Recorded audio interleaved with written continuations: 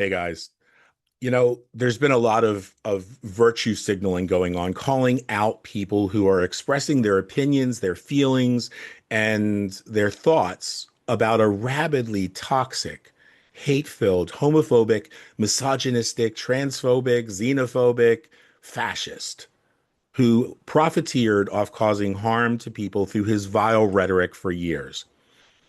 Now, I'm not compelled to pretend it's up to me to determine whether anyone deserved what happened yesterday. I can only feel the way that I feel. And I won't pretend to mourn a monster's death any more than pretending that the day Charlie Kirk's idols, the Mango Menace and his vice president, Vladimir Futon, breathe their last won't bring a feeling of relief and maybe even deep satisfaction that we no longer have to deal with their reign of terror. I'm not going to dignify the comments of those who rely on their religious tenets to impose their ideology of what's just or right upon me. It's not a secret that I reject most scriptures as being nothing more than midrashic stories, a teaching aid written by primitive people with primitive mindsets. And in the case of the Abrahamic scriptures, a potentially harmful, violent, and dangerous example of why I consider those texts to be problematic. But here's what I know. I know that personally, I don't support violence as a response to toxic politics. I know that I don't support violence in Palestine or in Israel. I don't support violence in Ukraine or Russia, in Nepal or in Colombia or in the United States. And that means I don't support the death penalty. I don't support ethnic cleansing or racial and economic violence. It means that I don't support the imprisonment of those trapped in a cycle of addiction. And it means I don't support violence that forces individuals to conform to anyone else's ideas about what they should do with their body. Anything that attacks their bodily autonomy, their gender, their sexual expression, or beliefs and politics is violence. Charlie Kirk had a right to free speech. He had a right to express his political views. He did not, however, have a right to hate speech. Well, at least he didn't have a right to hate speech in the UK, in France, or in Germany, but here in the United Fascist White Christian Nationalist States of Trumpism, sadly, hate speech is not a crime. So sickeningly, he had a right to call for violence against queer people, against women, against people of color and immigrants and everyone else that he attacked. And that's where it begins to get interesting. You see, there is a law that far supersedes the often lacking US laws, and that is the law of cause and effect. Now, you can call it the law of karma, the hermetic principle of causation, the contagion effect, or causal sequence, but it all means the same thing. Every single thought we entertain, every word we speak, every action we take gives rise to a consequential result. Now, earlier I posted on social media a video clip from the biopic on Malcolm X, one of my personal heroes, who used the analogy of chickens coming home to roost. While thinkers like James Allen, Dr. Louise Hay, Ralph Waldo Emerson, and Florence Scovel Shinn, they highlighted how thoughts and actions led to specific results, and philosophers like Aristotle viewed the world as governed by these universal laws, not by chance. So I was thinking as I was preparing today to respond to all of the drama in the past 24 hours. And I read a quote from Emerson, who once wrote, "Cause and effect, means and end, seed and fruit can't be severed. For the effect already blooms in the cause. The end pre-exists in the means, the fruit in the seed."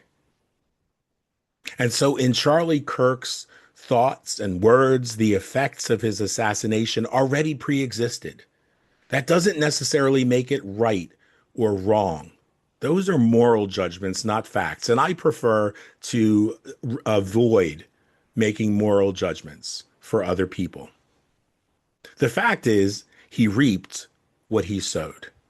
Now, I'm sorry for those who are grieving his death, sincerely, as well as those who are grieving the senseless deaths of the children shot yesterday, for whom the Mango Menace didn't feel it necessary to proclaim that flags be flown at half mast on their behalf. I'm sorry that the thoughts and prayers of the MAGA minions in Congress every single time that lives are lost due to our racist, outdated gun laws or the lack thereof results in the effect of more and more senseless violence, more and more deaths, including that of Charlie Kirk. I find it curious, though, that Kirk's death followed his decision, about which he's spoken recently, to speak out more about the Epstein files right before he was assassinated. Just as I found it curious that the laws of physics were seemingly suspended in Butler, Pennsylvania, when the blood splatter from Trump's allegedly being shot in the ear went in the wrong direction. Curious indeed. But even in those cases, however, I'm confident that the law of causation will continue to be demonstrated. If you've raised your voice in moral protest over those expressing their relief that one less hate monger is calling for the death of them or their loved ones, but you failed to scream at the grotesque negligence that resulted in children being murdered year after year by shooters in schools, in churches, in temples, in mosques, and Sikh gurdwaras, in parks and neighborhoods, then you are the problem. If you attack those who, like me, refuse to pretend to be grieving Kirk's assassination, pretending that that means we're somehow celebrating the violence, then that is so categorically untrue. But you haven't demanded justice for those wrongfully imprisoned, those sentenced to death, those disappeared by Trump's thinly disguised Fourth Reich Gestapo, then you are the problem. Nietzsche reminds us that there is no more dangerous an error than confusing consequences with their causes. Charlie Kirk and the predator protecting, assault loving, homophobic, xenophobic, and malignant rhetoric that he and his ilk spew were the cause of what happened yesterday. Similarly, the murder of innocent people like George Floyd and my good friends, Hanuman Freeman, Orlando Castile, Tony McDade, and Jane Thompson by police officers, those were the cause, and the effects that we've witnessed have been demonstrated in the murders of innocent police officers in Dallas, in DC, in Philadelphia, and other places, too many to even mention. It's sad that the same virtue signaling good Christian voices who have been attacking those of us who said we won't mourn Kirk's death haven't read the very religious texts that they love to quote. If they did, perhaps they'd recognize how their own scriptures are responsible for millennia of violence, of persecution, of murder and oppression. So no, I'm not sad that another MAGA mouthpiece has breathed their last breath. I'm sorry that their rhetoric resulted in this kind of violence, and there is a difference. As for Kirk and for those that Kirk idolized, I can make no promises as to whether I will celebrate the day that they get what they sowed, because I'm human, and I'm not going to deny those feelings. I'm just waiting for the karma to ripen and its rotted fruit to finally fall in the Oval Office, in the vice president's mansion. It's not up to me to decide how that happens. And I take great comfort in that. I don't want that responsibility.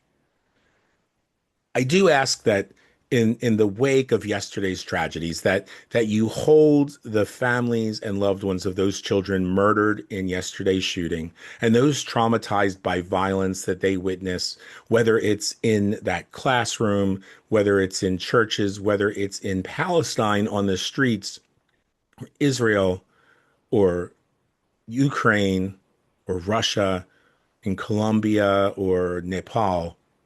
Hold those people in your thoughts. And fuck the GOP.